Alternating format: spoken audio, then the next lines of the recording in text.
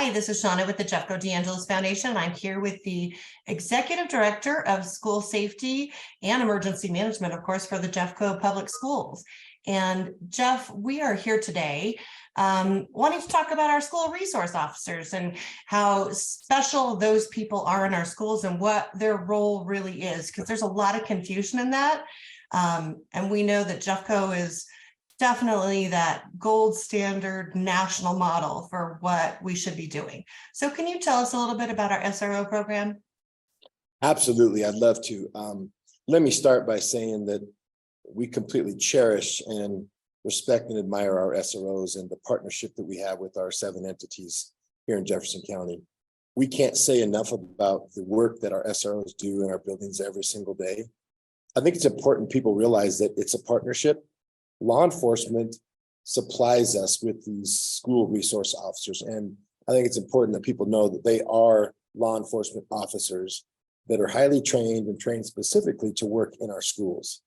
We as a school district then accept or partner with these entities to bring these SROs into our buildings, help them understand how school flows, how it works, what the culture and climate of the school looks like, so that they can not only be there in a law enforcement role, but they're there as a mentor, as a support system, and to support another or provide another community environment to mentor and be there for kids. As a previous principal, the SRO program was so important. I had the most tremendous respect and admiration for the work that our SROs did at Standing Lake High School. They were a part of our community. They were a part of our team.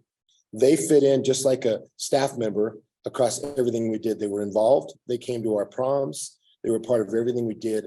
I think the mantra used to be, if SROs show up or you see lights and sirens or you see a car on site, it used to be, oh, something's wrong. We've taken that away and we've now made them a part of what we do every single day. Now students, parents, and others that are there, they see them as a part of our community, as an outreach and as a mission partner for the work that we do every single day. And can you talk about, there's a lot of, oh gosh, I don't know if I would say if it's, sometimes it's misinformation.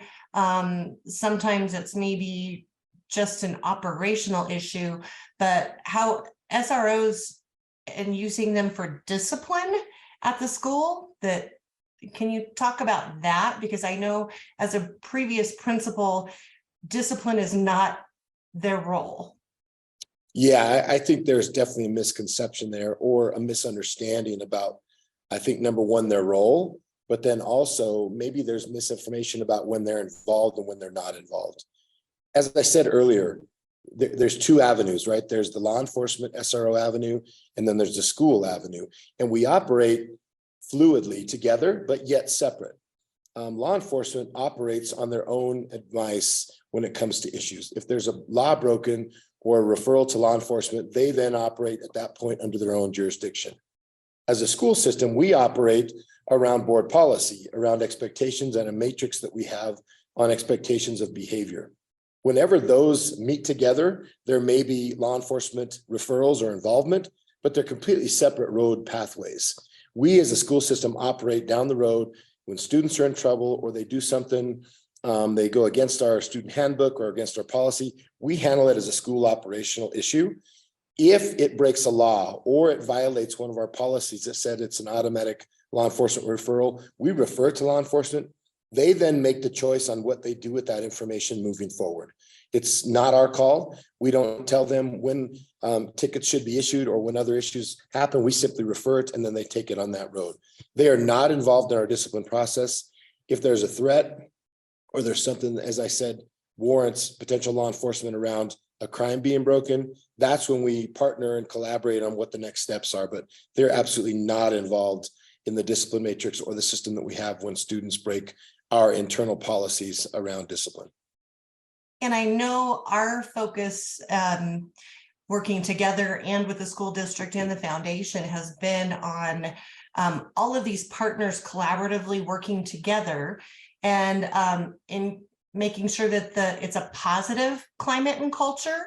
So because ultimately we're serving our students, and I know you have also introduced me to some of our other SROs. So whether it's Stacy Collis or Officer Rendon or Officer Kennedy, who have become that trusted adult for a lot of kids who maybe don't have that at home, or it's a partnership with the home as well, and the kids seek them out regularly. Yeah, I think one of the key aspects of the SRO program is, and you've heard this mantra, right? Oftentimes kids don't always have the best engagement or first opportunity when they meet a law enforcement officer. And I think the SRO program was originally created to bring or take that stereotype down and begin to introduce students to a law enforcement officer in the manner that supports them. That's, as you said, another kind, caring, trusted adult, as opposed to, uh-oh, when I see a law enforcement officer, I must be in trouble, or they're looking at me for something I did, right? They are another addition to, as we said, another community member that cares about kids. Those officers that you mentioned, they're in their buildings for a reason. You don't get to be an SRO because you just want to maybe, or you're placed on it in a list and said, hey, why don't you go be an SRO?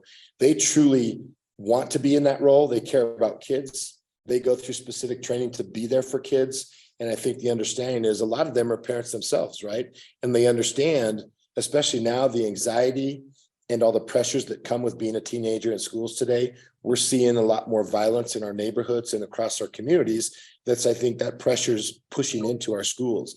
And so I think their belief and our belief is the more individuals that we can have with the right mentality, the right training to be in our schools, including our SROs, it just gives our students another outlet, another set of information to move into what I would call a very, very chaotic world. And when questions come up, and think about this, students often navigate issues outside of the home, right? Maybe it's something to do with school. Maybe their family's going through court. Maybe there's another question that they have around the system. We as school officials may not know what that system looks like, but surely an SRO will be able to sit down with a student and say, hey, I've got a question about this. And they can be a mentor and help them navigate those waters and help them better understand how they can move forward and help their family as they go through whatever issues they're going through outside of the school system. Well, Jeff, this has been really informative and we greatly appreciate you. Thank you so much for keeping this gold standard environment in Jeffco for our kids and our families. Thank you. Very welcome. Much appreciated.